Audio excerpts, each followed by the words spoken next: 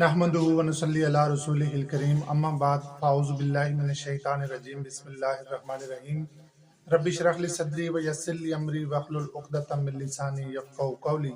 अस्सलामु अलैकुम व रहमतुल्लाहि व बरकातुहू। कुरान मजीद फुरक़ान हमीद सूरह अल बकरा की आयत नंबर 153 का उर्दू में तर्जुमा और तफसीर पढ़ूंगा। अल्लाह तबारक व तआला फरमाते हैं, या अय्युहल्लज़ीना आमनू, ऐ वो लोगो जो ईमान लाए हो, मुराद है मुसलमान, नबी सल्लल्लाहु अलैहि वसल्लम पर ईमान लाने वाले, इस्ताईनु बिस्सब्रि वस्सलात, मदद हासिल करो सब्र से और नमाज से। यही बात इससे पहले बनी इसराइल से कही जा चुकी है, यहूदियों से कही जा चुकी है, जब उन्हें ये दावत दी गई थी और कहा गया था कि ईमान लाओ इस पर, आमिनू बिमा अंज़लतु मुसद्दिक़न लिमा माअहुम, उस पर ईमान लाओ जो उसकी तस्दीक करता है जो पहले से तुम्हारे पास मौजूद है, यानी कुरान मजीद पर ईमान लाओ, और ये उस तौरात की तस्दीक करता है जो तुम्हारे पास पहले से मौजूद है। वला तकूनु अव्वल काफिरिन बिही, और तुम इसके पहले मुनकिर ना बनो, तुम इसके पहले इनकार करने वाले ना बनो।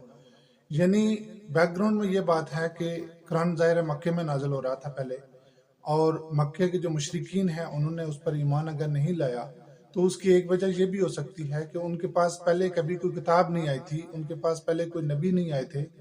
लेकिन ऐ बनी इसराइल, तुम तो वो लोग हो जिनके पास तकरीबन 1400 साल अंबिया मौजूद रहे हैं, हज़रत मूसा अलैहिस्सलाम और हारून अलैहिस्सलाम से लेकर जनाब ईसा अलैहिस्सलाम तक।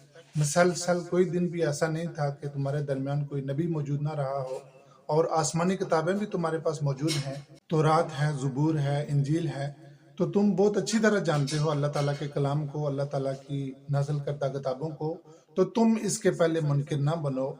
और फिर आखिर में जाकर उन्हें ये बात कही गई कि इस्ताईनु बिस्सब्रि वस्सलात, इसलिए कि उस ग्रोह से निकलकर इस ग्रोह में शामिल होना, यानी यहूदियत को छोड़कर इस्लाम कबूल कर लेना, ये कोई आसान काम नहीं है, आसान बात नहीं है। वइन्नहा लकबीरतुन, ये बहुत मुश्किल काम है, लेकिन ये कि बहरहाल कुर्बानी देना पड़ती है।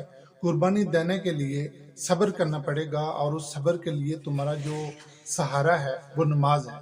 अब यहाँ पर इस रुकू में या अय्युहल्लज़ीना आमनू कहकर गोया मुसलमानों को ये हुक्म दिया जा रहा है, और ये पहला बाज़ाब्ता हुक्म है, पहला बाज़ाब्ता खिताब है मुसलमानों से। गोया जो उनको पहला हुक्म दिया जा रहा है वो सब्र और नमाज का है। और ये किस लिए दिया जा रहा है, वो मिशन पहले बयान हो चुका है और वो गुजर चुका है कि तुमने लोगों पर हुज्जत कायम करनी है। हुज्जत क्या होती है? यानी हर मुसलमान ने क़यामत वाले दिन ये गवाही देनी है कि अल्लाह, मेरे पास जो तेरा पैगाम आया था वो मैंने आगे लोगों तक पहुंचा दिया था। ये हुज्जत है, ये गवाही है, और ये तुमने कायम करनी है लोगों के ऊपर। और ये हमेशा से रहा है कि जब भी किसी ने अल्लाह का कलाम अल्लाह के बंदों तक पहुंचाया, अल्लाह के मखलूक तक पहुंचाया, तो वो लोग उसके दुश्मन हो गए। गैर तो गैर अपने भी दुश्मन हो जाते हैं।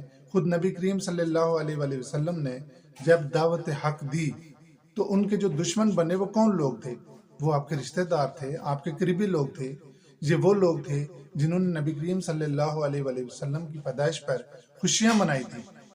लेकिन जब नबी करीम सल्लल्लाहु अलैहि वसल्लम इस मिशन को, ला इलाहा इल्लल्लाह के मिशन को लेकर आगे चले, अल्लाह ताला के पैगाम को लेकर निकले, तो वही लोग जो आपकी पैदाइश की खुशियां मना रहे थे वो दुश्मन बनकर सामने आए। इसी तरह हजरत सैयदना ईसा अलैहिस्सलाम, उनके दुश्मन जो लोग बने वो कौन लोग हैं? वही यहूदी लोग हैं जिनकी तरफ उनको रसूल बनाकर भेजा गया था। तो ये मिशन ऐसा है, ये काम ऐसा है कि जो भी इस रास्ते पर आता है तो गैर अपने भी दुश्मन हो जाते हैं। लिहाजा तुम्हें इस मामले में मदद चाहिए होगी, सहारा चाहिए होगा, और वो सहारा जो अल्लाह ताला ने तुम्हारे लिए बनाया है वो सब्र में है और नमाज में है। और दूसरी बात ये कि कुर्बानी देना पड़ेगी। जैसे हजरत इब्राहिम अलैहिस्सलाम अपना सब कुछ अल्लाह ताला की राह में कुर्बान करने के लिए, निछावर करने के लिए तैयार हो गए थे, और उन्होंने सब कुछ अल्लाह ताला की बारगाह में अल्लाह ताला की रज़ा के लिए पेश कर दिया। वो इब्राहिम अलैहिस्सलाम वाला जज्बा जो है वो तुम्हारे अंदर भी होना चाहिए, तब ही जाकर ये मिशन पूरा होगा। इस्ताईनु बिस्सब्रि वस्सलात, इब्राहिम अलैहिस्सलाम को अल्लाह ताला ने आने वालों के लिए इमाम बना दिया। इमामत होती क्या है? इमामत का मतलब क्या है? ये सिर्फ दुनिया में अपना नाम, अपनी चौधराहट या अपना रोब जमाने के लिए नहीं होती, बल्कि खल्के खुदा की گائیڈنس کے لیے، اس کی رہنمائی کے لیے ہوتی ہے، تاکہ لوگوں کی خیر خواہی کی جائے، تاکہ ان کی دنیا میں بھی خیر خواہی ہو، اور وہ اس بڑی تکلیف جو قیامت کے بعد آنے والی تکلیف ہے آخرت میں، اس سے بھی وہ بچ جائیں۔ یہ منصب ہوتا ہے، اس کے لیے قربانی دینا پڑتی ہے، اس کے لیے جان جوخم میں ڈالنی پڑتی ہے، اور اس کے لیے یہ جملہ ہے استعینوا بالصبر، صبر کرنا پڑے گا۔ یہ پہلی بات ہے۔ یہ دنیا آپ کی لٹ رہی ہو، آپ اس کا لٹنا دیکھ رہے ہوں، اس کو برداشت کر رہے ہوں، اور اس کو لٹانے کا حوصلہ آپ کے اندر ہو، اور اس کو لٹانا آپ گوارا کر رہے ہوں، تبھی یہ چیزیں ممکن ہوں گی کہ آپ اللہ کی راہ میں قربانی دے سکیں۔ اور دوسرا ذریعہ کیا ہے؟ اس قربانی کو دینے کا جو ذریعہ ہے وہ کیا ہے؟ وہ نماز ہے، وہ اللہ تعالیٰ سے قرب ہے۔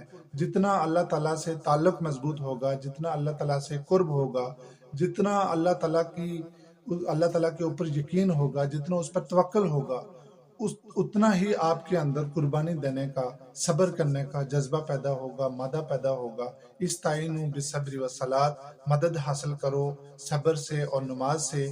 ان اللہ مع الصابرین، بے شک اللہ تعالیٰ صبر کرنے والوں کے ساتھ ہے۔ جو اللہ تعالیٰ کے لیے قربانیاں دیتے ہیں، اللہ ان کا ساتھی ہے۔ اللہ تعالیٰ ہمیں ان تمام باتوں پر عمل کرنے کی توفیق عطا فرمائے۔ وما علینا الا البلاغ المبین۔